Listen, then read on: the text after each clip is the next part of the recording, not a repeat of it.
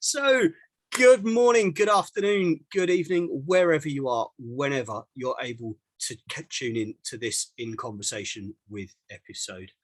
This season, APA is focusing the In Conversation With episode around private practice and success. And I'm absolutely delighted to be joined for today's conversation by Nettie Forsyth. Nettie, for those who aren't aware, is a qualified accredited member of APA. She's also a two-time recipient of Specialist Recognition Awards. And it's an absolute pleasure to be able to share some more of Nettie's knowledge and experience with you out there. So Nettie, thank you so much for your time today. Welcome.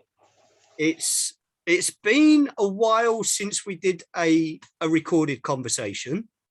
And I know you have been absolutely focused on kind of getting through and supporting your team through C19 and its variants. But for those that haven't had a chance to see the previous conversation, why don't you give people a quick introduction to you, what you do and how you work? Okay, I do several things. So I'm a behaviour strategist, counsellor, and I work with a variety of different sort of clients, children and adults. My main focus is SEN, special needs, hidden disabilities, and also domestic violence. So we have quite a broad spectrum that come from that. I'm also known for anxiety and anger as well. So that often comes with the frustrations of a disability and frustrations of domestic abuse. I work as private practice, but I also have a non-profit organisation as well. So I'm a very busy counsellor. And this is, you know, one of the kind of reasons that we wanted to bring you into this conversation is because of that non-profit on top of everything else you do, but you're working with such a wide base. Do you think that's helped you in your private practice?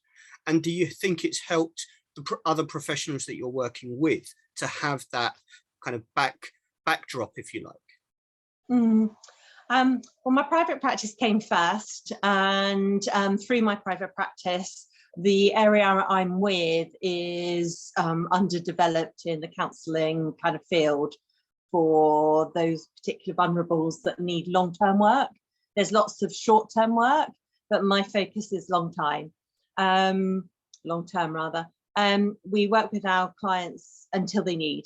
So some of our clients might be with us for 2, 3, 4 years, working on the domestic violence, might be working on mental health within a SEN, and as those children kind of go into the next phase, we're just carrying them and helping them kind of further develop so they don't become statistics of the mental health, which often high functioning Asperger's, I know you don't use those, but some of our clients have those kind of want to keep their labels because that's how they get diagnosed and that's important to them.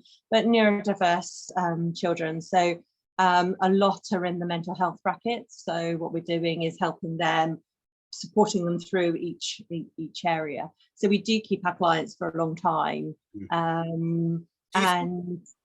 Sorry to interject. Just one quick question on that. Do you think the short-term fix that our establishment seems to favour has created greater anxiety in those clients that actually need the longer support?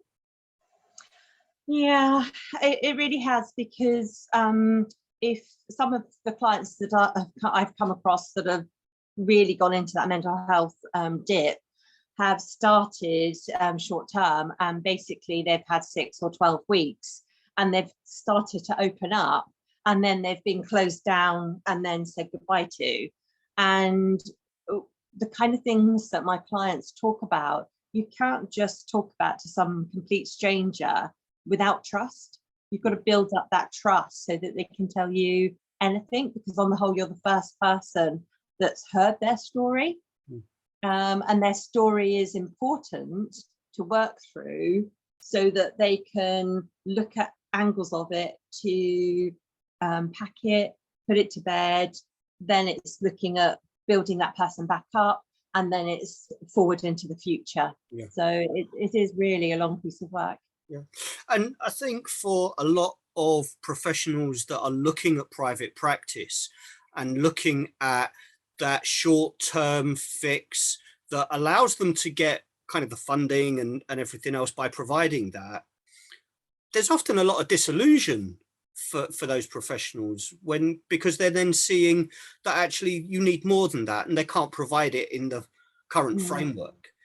Do you think having that focus and that kind of confidence to break away from the short-term fix is something that can help professionals kind of get comfortable with the idea that actually you can do the long-term work in private practice?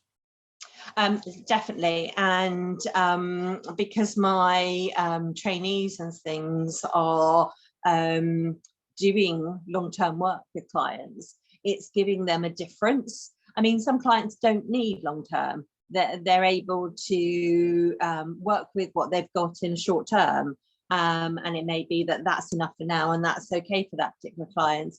The kind of clients I pick up have been around the houses a bit, have been doing lots of little 6 weeks, and it's just tapped into more and more and more, and they just can't cope with what's been tapped into. So I think the more people who feel brave enough to, I guess, fight the system. I'm not a person to be in a box. But neither are clients, are they? I mean, come on, a client never wants to jump through one hoop and what they know on one side of the hoop is what they're going to know on the other. You know, we, as you know, we've talked about this within APA for a long time, and I know Wendy Dryden has advocated that professionals must develop the capacity to have professional drift and go where the client needs, rather than sitting on one stone and waiting for the client that needs that one stone, because clients don't invariably have that know-how that that's the stone they need. You know? So what's your kind of biggest tip that you would give anyone that's coming to work with you as a professional for the first time going into private practice? What would be your biggest tip? I think it's getting your assessments, your policies, your procedures, all of those kind of watertight. For me, we've got, I think it's about a 60-page handbook of policies, procedures, accountabilities, whatever we kind of need is in there, because it gives you a solid structure, who to go to, who to pass on to, who to signpost, welfare, all of the sort of package, really. Yeah. And I think it makes you feel much more confident as a counsellor to manage things that come your direction. Yeah. And this is what I teach to all of my students. They have the handbook, you know, they have to learn the policies, they follow those policies, and it's really given them a good grounding. So I really do sort of suggest that your footwork at the beginning is really important. And if you've got your policies, procedures, your forms, your assessments all done, it goes quite smoothly. Yeah. And having seen that handbook that you use and linking that with the ethical framework that APA uses, the two go hand in hand. And it's beautiful to see that the support that you have in place for those clients and that framework for them is almost mirrored by the support that APA puts in place for those professionals. And it's almost, you know, a triad of the therapeutic relationship. It is, it definitely is. And I think it's really important. And that's why I came away from one organisation and I was seeking something completely different, because my way of working didn't fit what I needed from my organization. APA gives me that. It gives me that structure. It gives me the sort of the guidelines that I know that if for any reason something happened, say for me, my clients could approach an organization and would have somewhere to go. My staff also know that you guys are approachable. Most of them are within having to be with particular organizations because of training. But again, it's that that structure's not really there for them when they actually need it. If they've asked a question, they've not really got the answers. We can have conversations until the sun comes up tomorrow around the efficacy of those training conditions for students, because they don't apply in any other unregulated field. If you want to do an engineering degree, you wouldn't have to sign up to an engineering union or an engineering group or an engineering organization of any kind before you even allowed to study the course. You wouldn't, it just doesn't fit. Yet in what is in essence an unregulated arena, mental health has never been able to stand up and say, no, we're not going to do that bottleneck, because that bottleneck sets the tone for the bottleneck in recruitment that goes on out after qualification, which, as you know, APA is challenging at cabinet level in the regional parliaments, but as well in Whitehall. But that's a separate conversation. So one of the things that I think is kind of key in the success of private practice, and you've touched on it, is that collaboration with other professionals.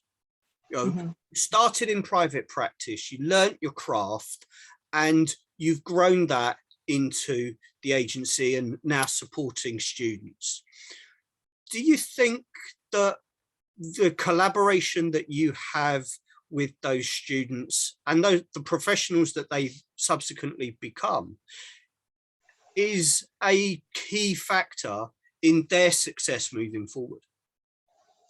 I think so, yeah, because I'm quite I guess a different kind of agency, and I'm very much a counsellor has to find their own way in a degree, but you've got to have the structure around them for them to be able to do that. And I've been very lucky with my trainees, but actually in return they've said that they've been very lucky because they've got a solid structure to begin with, which makes them feel comfortable. They know that they're supported, and therefore they can get on and do their work.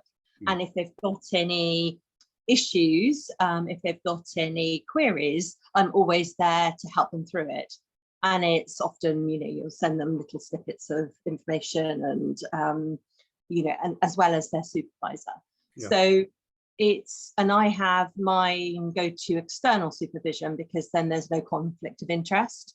I don't agree with internal supervisors because of conflict of interest. So I'm different. It becomes case management rather than supervision, doesn't it? Yeah, absolutely. Do you also think that there is a risk that because it's in-house and someone raises a concern or a challenge to the way the in-house system is operating, that there is a kind of, my job is at risk of absolutely for flagging up something, or and that kind of self-editing kind of restricts growth? Absolutely. And I've had I've worked with people that have had appalling experience of supervision in-house, and when they've gone to external supervisors to get help and advice, they've been in big trouble for doing that. And for me, that's not right, because if a person is going to conflict in some ways with an agency, their job is at risk.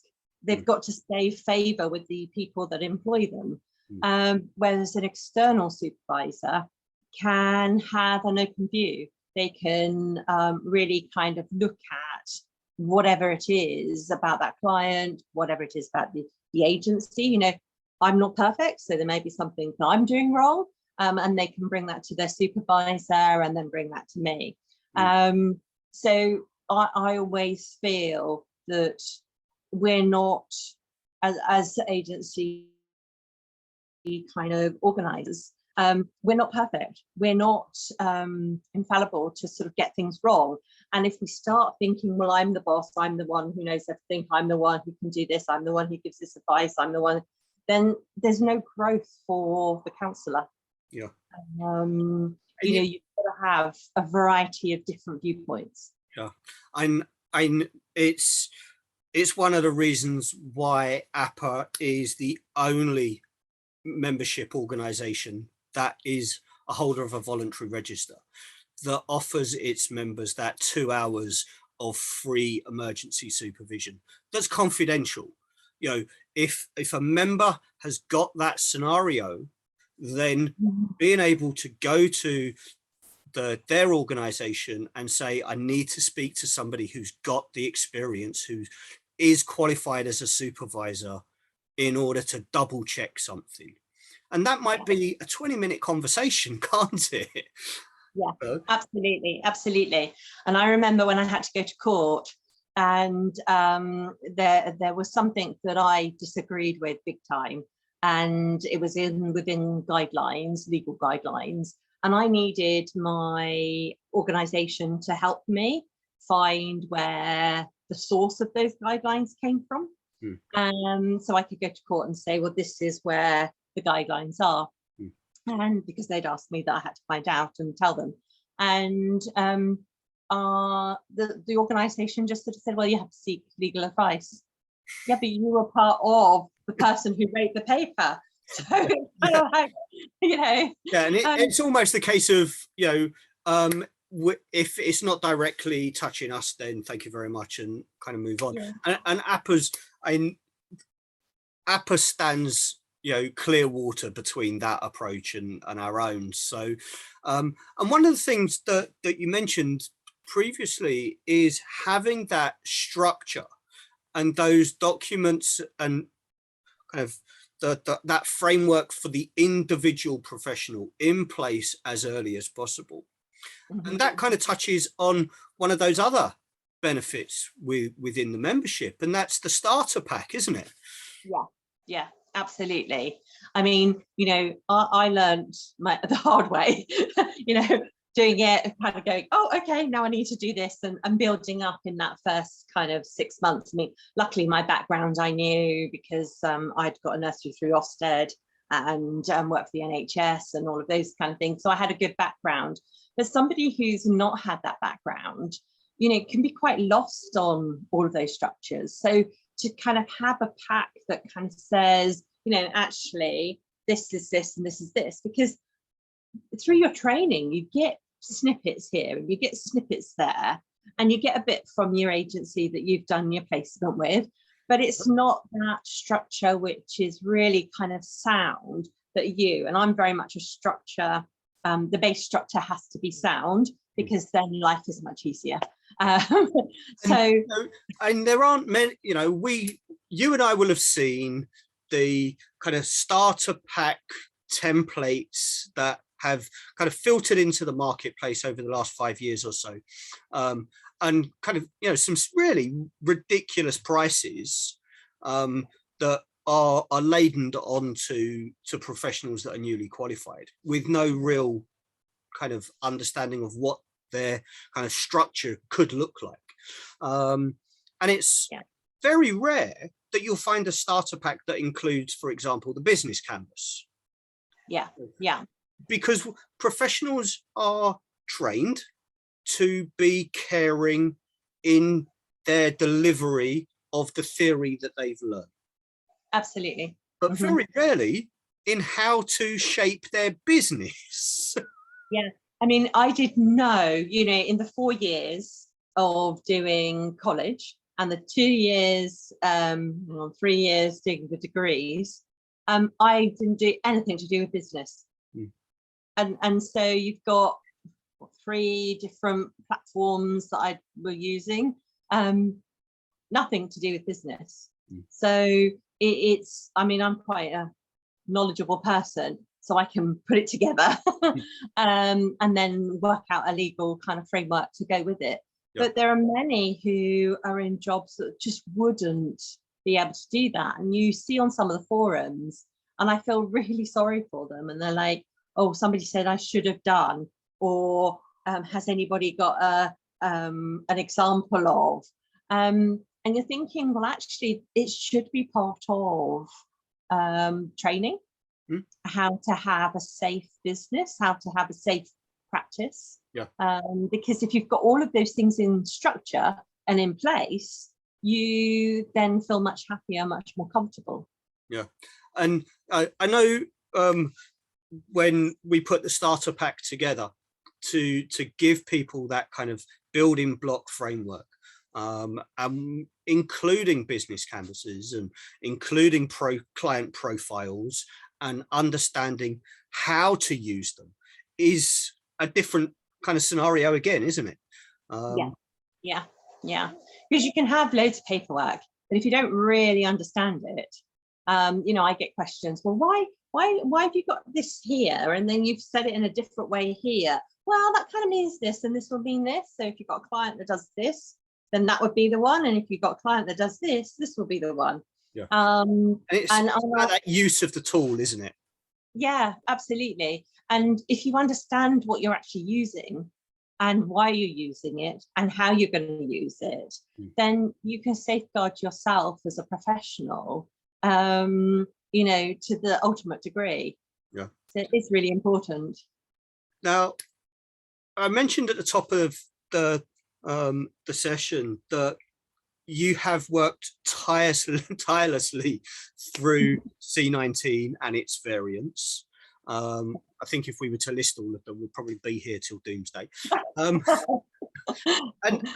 all of the responses to it. And you were kind of instrumental in kind of giving APA some guidance at the very beginning, that allowed us to put together the post-trauma care response for NHS practitioners, so that they could actually have that mental health support without the kind of troublesome burden that was being leveled at them at the beginning of the pandemic. And that framework has grown and developed. And for those that want to know more about those packages, by all means get in touch. But that hasn't stopped your growth either, has it? No. So COVID for me was reducing the amount of work I could do with I worked with a lot of SEND children, and I was very aware that I couldn't give them the kind of therapy that they would need, because you had to wash all the equipment, you had to do everything, you've got to sterilize, you've got to put sand, you've got to leave it for 5 days in plastic, then it's kind of got to do whatever. So it just became an impracticality that I just couldn't do them. So we set up our outside area, and we have a children's garden, which I do therapy in, which is outside, and we have an adult area as well. So we have a triple plot, which is the adult and family, and then we had one plot, which is the children's area. And that just sort of went from, this is a bit of an overgrown plot, what shall we do? And we just cut through it and made little areas of it. I'll do a little video and send it in, because we're just changing it again. We keep on developing it. So it's an area for just sort of sensory, an area for calming, an area where they can just do things. But because we're outside, it meant that we could actually meet sort of safely. And then the kind of adults were going on the adult, but the adults actually like sometimes the children's one, because it's kind of shady and nice, calming. And everybody wants to be in the grown-up space, no matter how old they really are. Yeah. Well, the funny thing is, all the children want to go to the grown-ups one, and all the grown-ups want to go to the children's one. So now it's come a bit of free-for-all. But people will find their level. We're like water, Yeah, absolutely. So we just go with the flow. But the area we've got the opportunity to walk and talk as well with Neo. Okay. So we do walk and talk too. So it became that we could actually do the clients that couldn't manage online, we could do face-to-face because we could keep the distance. And that flexibility, I think, is something that a lot of people looking at private practice are concerned about, being able to add those flexible options into their mix for various different reasons. What would you say to professionals that have got options that they could go into but aren't sure of? I think it's talking to the other professionals who are actually doing. And, I've sort of said to people, come and see what we do. I have no worries, it's come and see what we do. You can see the area, you can come to the therapy room. It's going to see the professionals that are already doing it and asking questions, but also the professionals not being scared about there being competition. I've contacted some professionals and said, oh, I love what you're doing. Is there any way I could come and sort of see what you're doing? I never heard from them. It's like, no, they might take my thing, but actually, there's enough work out there for so many people. And there's more work now than ever before, really, isn't there? There is. And there's lots of degrees of work and different topics of work. So it's looking, the bigger picture. And I think if you're really interested, we're trying to find a child therapist, and we just haven't been able to find one that's available or local, or, and it's, it's there. There are things out there, but it's whether your open-mindedness to do something different. And it's that confidence of going into something that has traditionally, as you say, kind of been, no, can't share it. It's my silo, and the thing with silos is they only end up pointing in one direction. But it's also that scaredness of going outside the box. I think I'm so far out the box because, I do creative therapy. I do things with my clients. I go for walks. I go, we talk at the plot, we dig, we garden, we grow vegetables, we make things, we do painting. Fun element as well, isn't it? You're able to allow the client to lead the journey. Yeah. And give them the space and the capacity to explore what it is that they're working through without it being your constraint. Yeah, absolutely. And I've been working with one client where it was face-to-face in the therapy room. And since getting them out of the therapy room into the environment, they have blossomed beyond belief. Yeah. Completely different person. The early Victorians would have called that green or blue therapy, and allowed people to actually get out into a green environment, nature, the fields, the trees, etc. Or blue therapy, get to by the sea. And we're starting to kind of reconnect to that balance with nature as part of that therapeutic journey. And I think professionals that are looking at private practice can really benefit from being able to tap into some of those thought processes. And you're a prime example of how that can actually succeed. And I work with clients that other people have given up on. This is like, oh, this is the last straw. Children who just won't communicate to anybody, that talk to me as if we've been talking for years. You are a Peter Pan. Let's be honest. You are a Peter Pan, and that allows that connection. Well, the thing is, I meet the person where they are, and when I get trainees, it's something that I really work on. There's meeting the client where you want to meet the client, and then there's meeting where you need to meet the client. And when you think of Maslow's triangle, well, I've put a line under Maslow's triangle of those who actually have nothing. Death is the next thing. So it's reaching them really there. So I am not your typical sort of person. So my trainees are told that, actually, if they have a client who's homeless or near to homeless or can't afford food, then we find them food. We have links to the food bank. We have links to people who give clothes, who give Christmas. We do Operation Christmas. So we have lots of different things, and it's a bit different for an agency, but it's meeting that client right where they need. A client can't feel safe if they don't know where the next meal's going to come, if they haven't eaten for days, So it's really meeting the client's needs, but it also, in a therapy, you've got to meet the client's needs. So if they find sitting on a chair uncomfortable, then get them moving. You've got a client who's moving, they'll talk to you. Yeah, and it's forward motion is forward mindset, and I think when we look at the kind of fear factor of professionals coming into the sector, and they're so kind of constrained by that fear of this is the way you have to do it. Well, actually, the way you have to do it is supported by giving your client what they need in the safest possible way for both of you, not absolutely just it's full of boundaries. And it's understanding those boundaries, isn't it? It is, but it's also discussing those boundaries with the clients and using supervision to reinforce your own.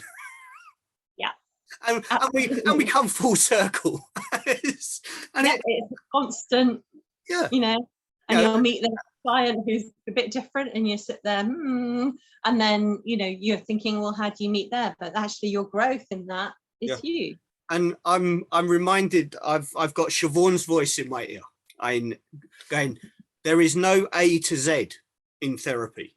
There is A to A and A. Because when you start one journey, you will only ever get to start another one. Don't get to the end. There's no A's or B's. It's just a journey. And it's wherever you might be at any given point.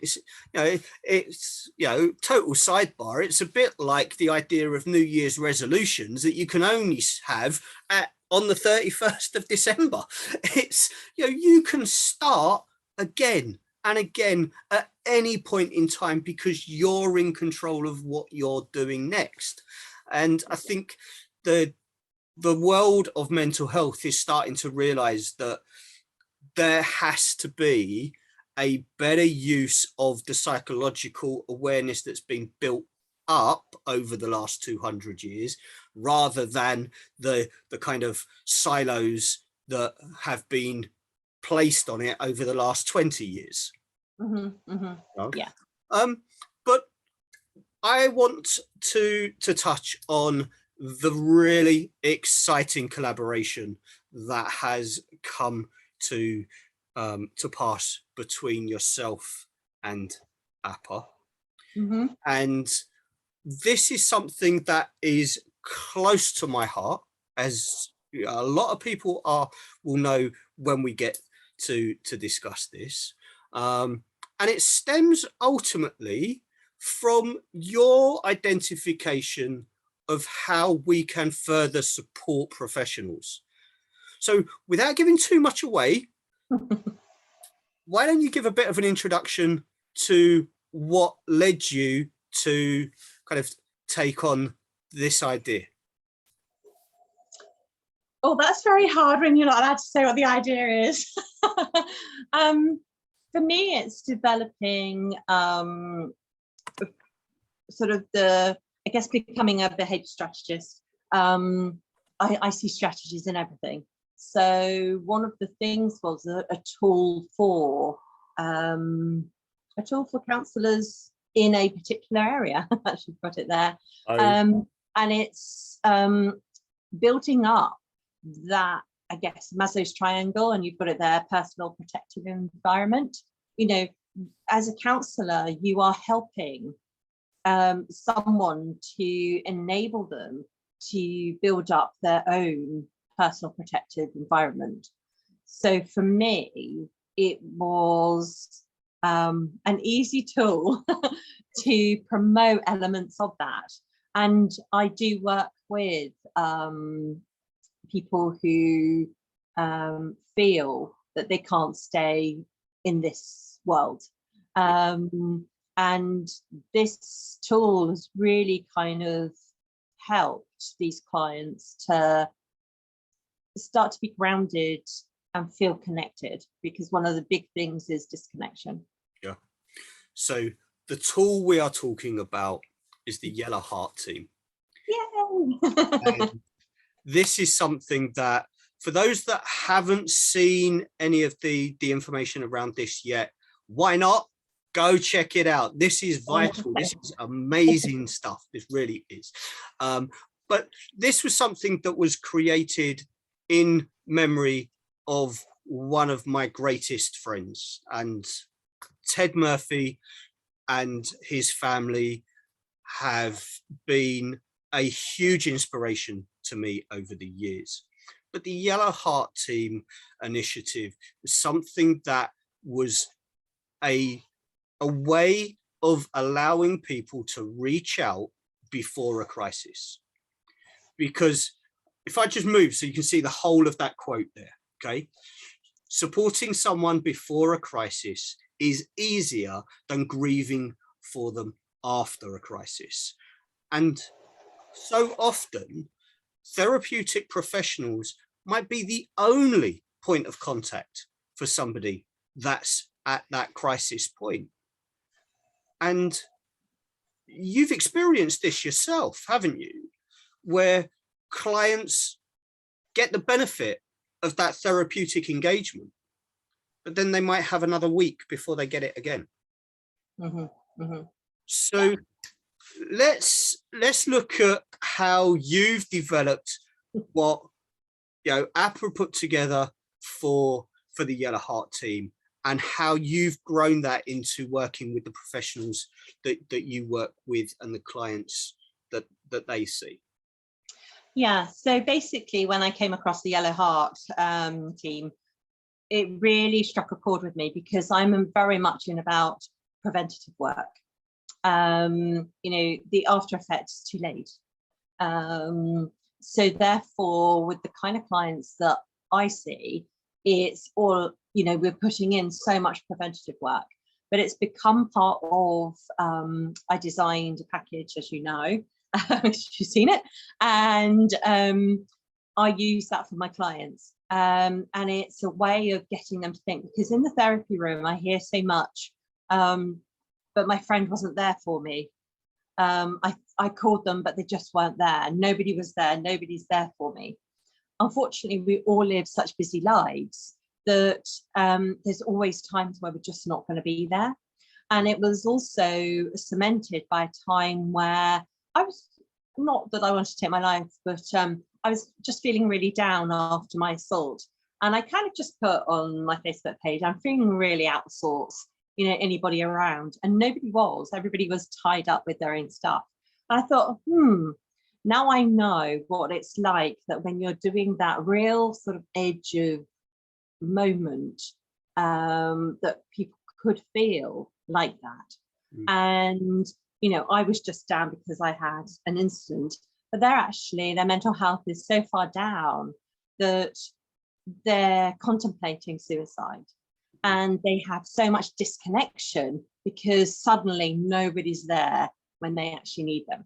So my sort of thing with the Yellow Heart thing was to build a structure where actually you get permission.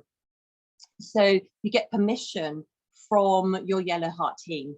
And the idea is we can assume so much. So we can assume, I could have assumed, my friends just don't like me. Oh, my friends just aren't there for me. I've got busy friends. So I already knew, because my mental health was on the whole good, that I already knew my friends are busy. They're just busy.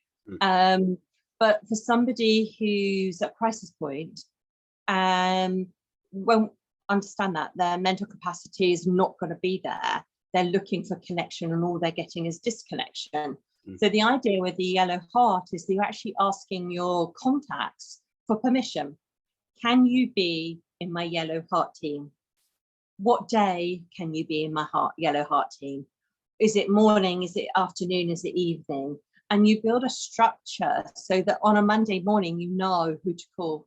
On a Monday evening or a Friday morning, you've got your structure in place. So if you're feeling really down and you just need to talk to somebody, you've got on your yellow heart on your phone, all your yellow hearts, and you know your structure. You've got your piece of paper with all your Monday to Sunday, morning, noon and night contacts who've agreed to be part of your plan.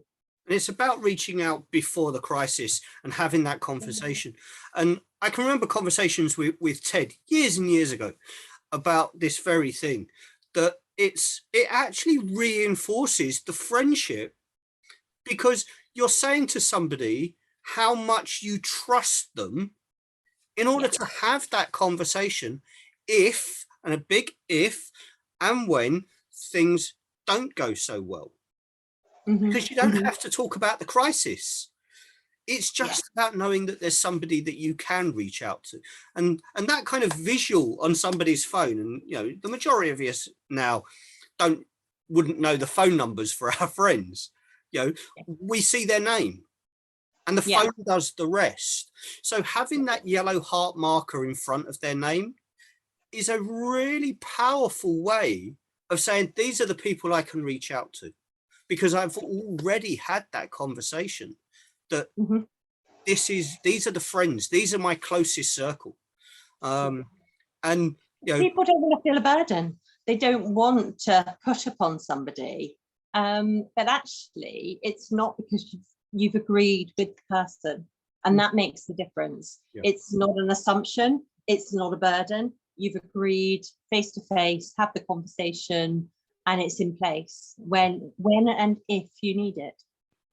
And this is something that we're looking to develop further, and looking at the idea of having kind of yellow heart contact points within kind of social arenas, whether that's kind of local authority contact offices, etc., and signposting to support organizations, and something that we're developing. But you've developed it in a way that the therapeutic professional can use it to support their client. And that's something that I think for anyone that's going into private practice, this is a really powerful tool to be able to empower a client to take control of that kind of thing. And I do it in the assessment time with some of my clients. Some of it's talk about it and we build on it, because there's no structure there anyway, or they've had to move the area, so they've lost all of their yellow heart sort of kind of contacts. So it's building up, and you work with your client and you're touching base and you're working with it, and it gives them a chance to work with it too, and add a little bit at a time. It's that growth of the team as personalities that are connected to clients come to the fore as the client's evolving and growing through the process as well. Because the people that are generally around at the beginning of the therapeutic environment and experience aren't always the same people that are going to be around at the end of that process or the next stage of that process, is it? Absolutely. And you'll talk to a few people, and as you're talking about, oh, when do you think they'll be free, and they'll be sort of saying, oh, well, actually, I don't think they will be. Hang on a moment, they've got this going on, they've got that. Okay, so though they're a friend, they're just not in your yellow heart team. So, and then you'll look at the next. But also the client is evaluating their contacts, their friendship groups, the helpers, the people that they can't rely on. And actually, there's a lot of therapeutic work done there, because actually the person that they thought might be a yellow heart team player isn't. And then they have to look at kind of why and what that relationship's all about. So it's an amazing piece of work that can be done just on the yellow heart connection. Yeah. And for anyone that's kind of just going into private practice, being able to use this tool in order to open up some of that conversation, it allows it to kind of flow very, very quickly, doesn't it? Yeah, absolutely. You're basically in your initial assessment, you're getting that background, you're getting where they're not connected, they're building relationships, or they're rebuilding relationships. So you get all of that. And I do kind of mapping as well. So I've got a particular exercise that I do that helps them with stones and circles, and we put them in the middle, and even looking at that as well alongside the it just becomes a whole sort of piece of work. Yeah. Now people sort of say, oh, but you can't do that in person centered. You can. It's the delivery of. You're agreeing with your clients everything you're doing, same as if you ask them which chair they'd like to sit in. They're your chairs, you've provided them. It's whether the clients want to take them up or not. And you're constantly discussing with your client. And I'm working on a particular client at the moment with the yellow heart. And each week we just touch on it, and it's in their awareness, and they're just working up. So you go at the pace of the client. Some clients will be able to fill it in straight away. They know, and they have, and they'll reevaluate. But other clients need time to work on it, and it'll just come into the conversation. It'll just come into the work that you're doing. And I think this is the beauty of this initiative, is that it is so very much client-led that you can't help but let the client lead it, because it's there for that. And as anyone who's going into private practice, they will find their way of engaging with the documentation and everything else. So what APA is putting together with yourself, for those that are looking at using this kind of approach, is we will have this package, this documentation available so that you can use it with your clients and grow it. And Nettie and I will, over the summer, be putting together a how-to special on the way in which you can maximize the use of the documentation. So that gives you the best chance of being able to open up that support for your client.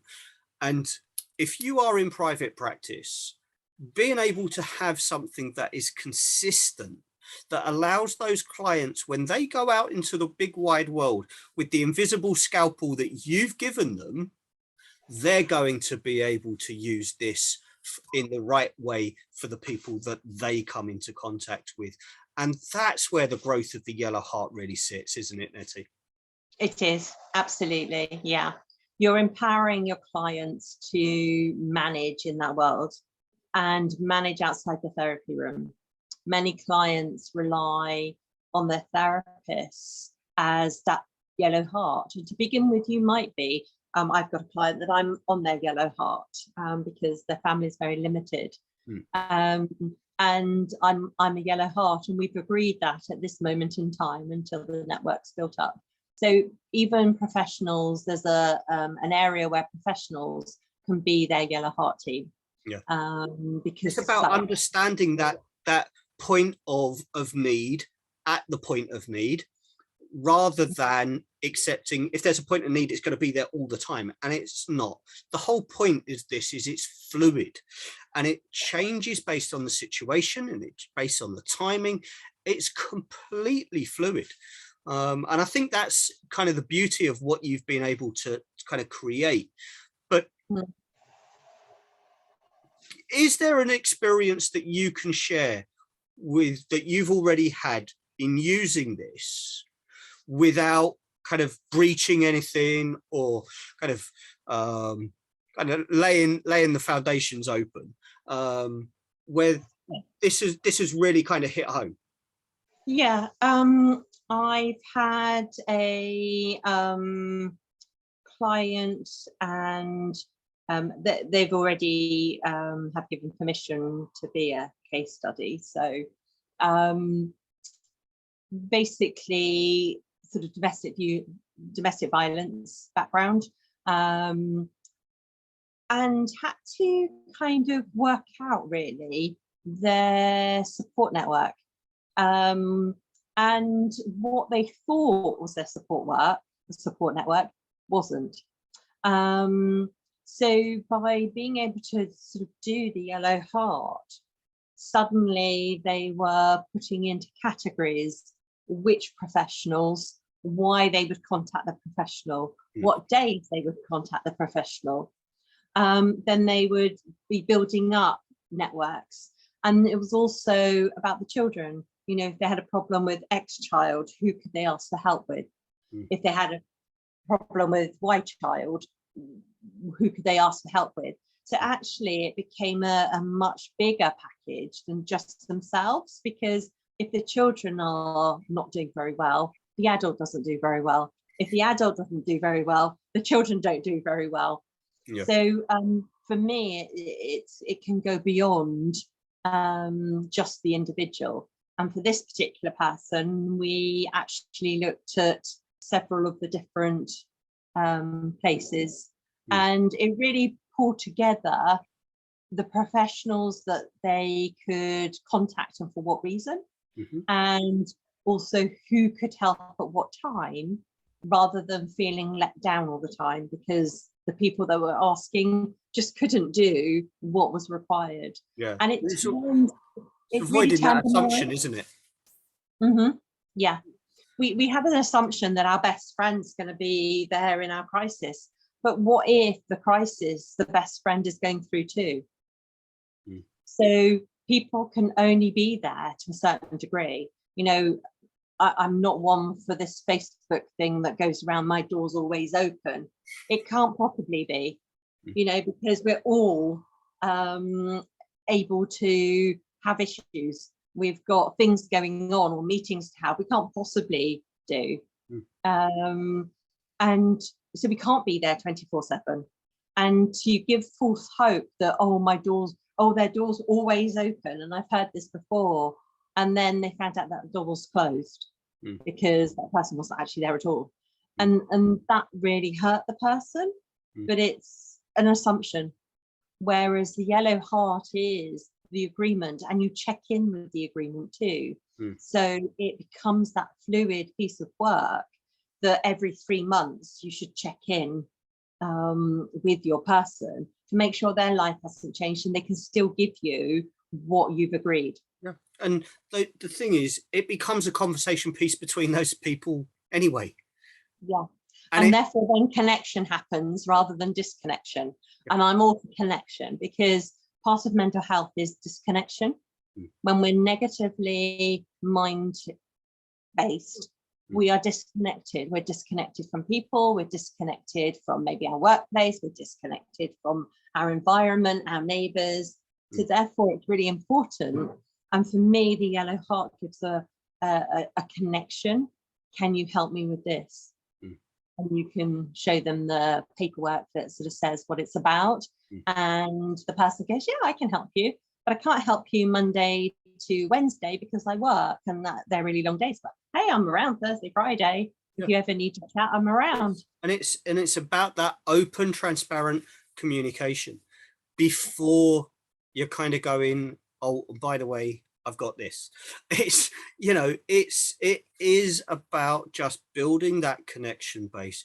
And you know, I think on my team, there's probably about 18 hearts on my phone, but not all of them are for everything. Yeah. You know, and it is that kind of awareness before the crisis, because when you're in the crisis, you can't see who to reach out to. And we find excuses not to, you know, because that's what that gremlin in our head is doing. It's like, no, you can't talk to them. Don't talk to them because they're going to tell you this, and this. Yeah. Because you haven't had the conversation to break through that. And this is why I am really glad. And we have a habit of double judging, which is we're judging them about judging ourselves. But actually, we've done that in a double way because we've double judged it. Yeah. And the yellow heart stops that because you actually have the conversation. Yeah. And it comes down to that quote. Okay. It is always easier to support somebody before a crisis than grieve them after. And anybody that is struggling kind of misses sight completely naturally, and it should never be seen as a judgment, but it's a natural part of that disconnection. Yeah.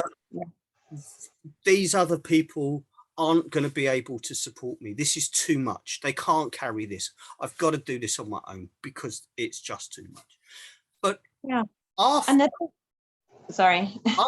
that moment, all of those people will go, why didn't they just come and talk to me? Why didn't?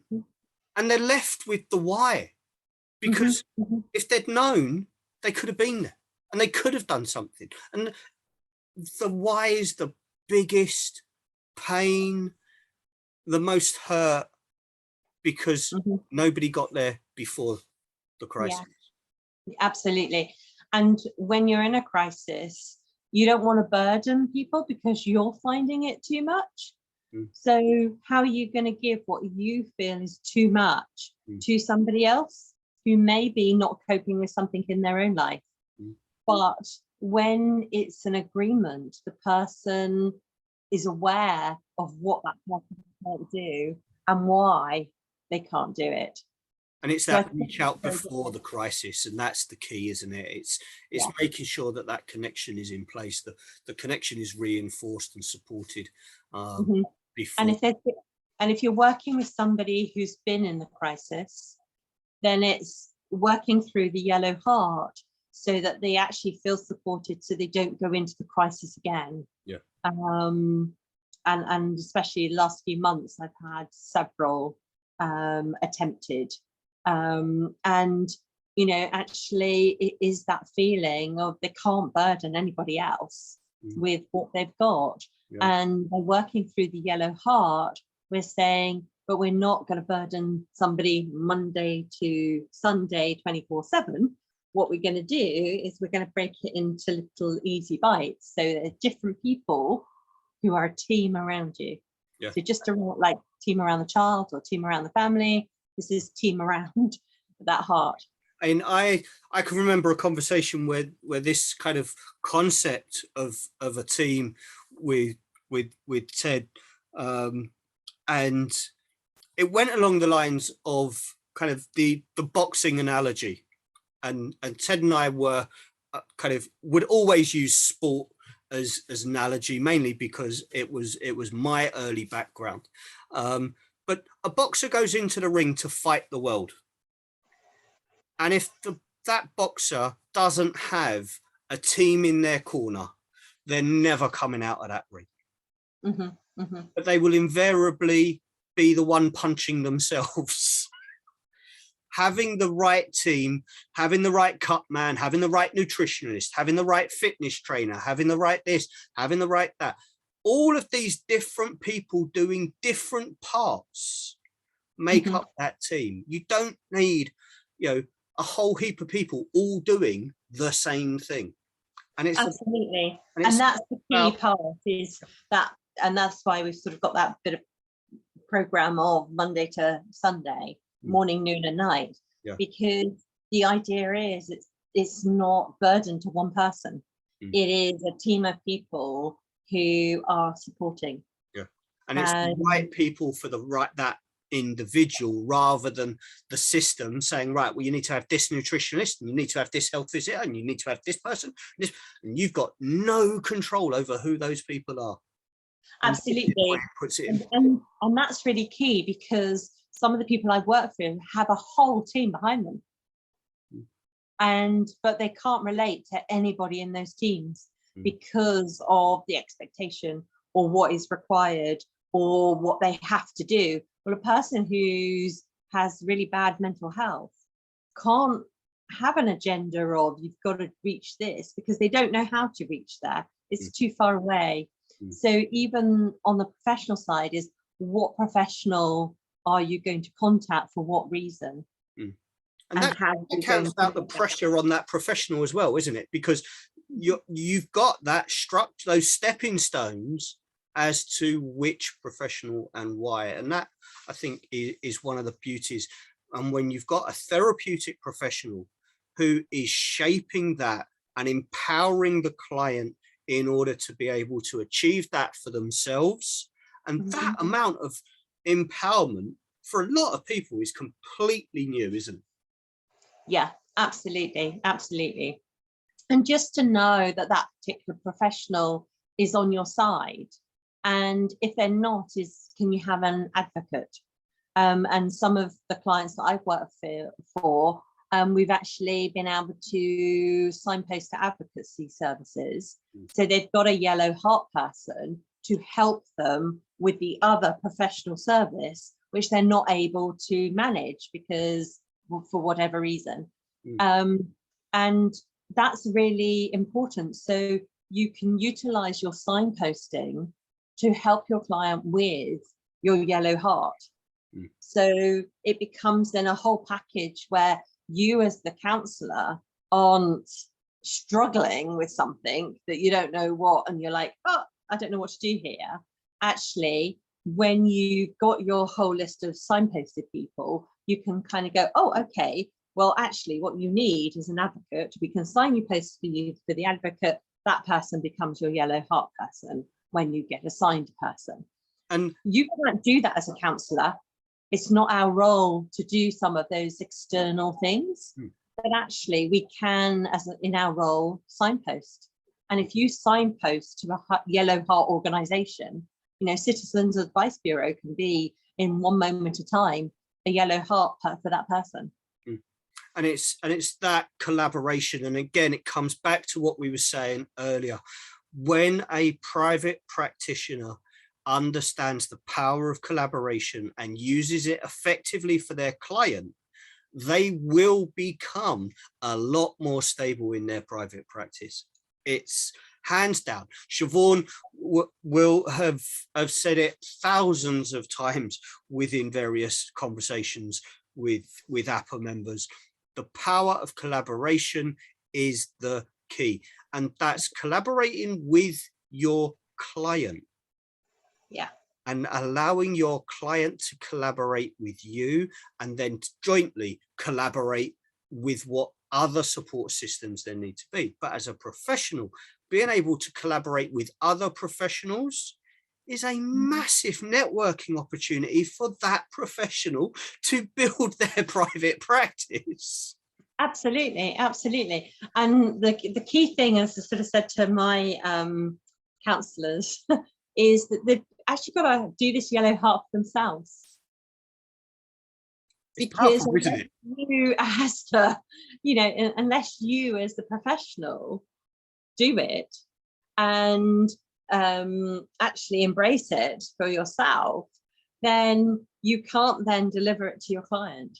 So whenever I do CPDs, I make the counsellors do all of the things that they could be doing with their clients, because to experience something, it makes you more aware than just a delivery.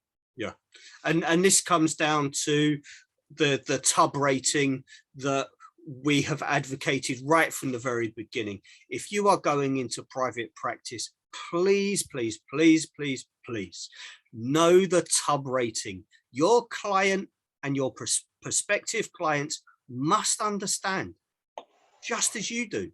Trust, understand, and believe. And if you do not trust, understand, or believe what you are doing, your client is never going to. So make sure you've got those experiences of what you are advocating for your client. If you are going to signpost your client somewhere, make sure that you know where it is you're signposting, and it's not just blind. It's not just go to speak to the local CAB. Know who the people are at the CAB. Let the CAB know who you are. where you're working, build that relationship, because if we are advocating that clients need to have those relationships in place, we need to have them too. Absolutely. So Nettie, on that, I want to say a massive thank you. For anyone that is interested in the Yellow Heart package, then get in touch. We will talk you through it all. As I say, Nettie and I and Siobhan will be putting together a how-to over the summer. So there'll be more information on this coming out. If you have gained anything from this In Conversation With episode, in the description of this video is the link to the CPD questionnaire. Nobody gets an APA CPD certificate without a validation questionnaire, because it's not confetti. Don't just watch a video and go, I watched the video, therefore I did CPD. It has to be validated. Let us know what you've learned, how it's going to benefit your clients. And I know we've probably given loads of information and loads of tips and tricks in this session. So there's loads to pick from, but get that questionnaire in and get the certificate, get your CPD hours up. Nettie, thank you so much. And I am really looking forward to a summer of the Yellow Heart team being an explosion across the network now. That's because you've given that concept a little bit more leg, and huge amount of kudos to you, to your team that are already using it. And on behalf of the family of my friend Ted Murphy, I want to say a massive thank you. And to everyone else, thank you, and we'll see you again in another episode very, very soon. Take care.